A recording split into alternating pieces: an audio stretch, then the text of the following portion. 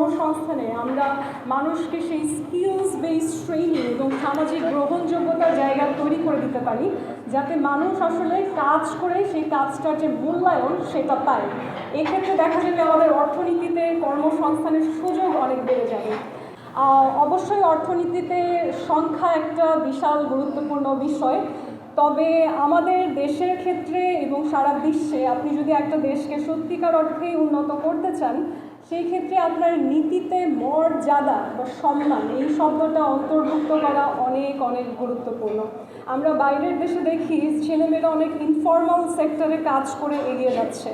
আমার দেশে আমরা যারা মধ্যবিত্ত তাদের একটা অনেক বড় সমস্যা হচ্ছে আমরা সম্মানের খাতিরে অনেক কাজে অংশগ্রহণ করতে পারি না, কিংবা যারা দরিদ্র অনেক সময় তারা সরকারের কাছ থেকে অনুদান নিতে পারেন, কারো কাছে হাত পাততে পারেন। আবার যারা অনেক ধনী তাদের কিন্তু বিভিন্ন জায়গা থেকে লোন নেওয়ার সুযোগ আছে। ধনীদেরকে কেউ জবাবদিহিতা আনে না যে এই লোন তারা ফেরত দিতে পারবে কিনা। কিন্তু মধ্যবিত্তের একটা বড় কর্মসংস্থানের ক্ষেত্রে সমস্যা হচ্ছে সম্মান কোন কাজে পাওয়া যায়।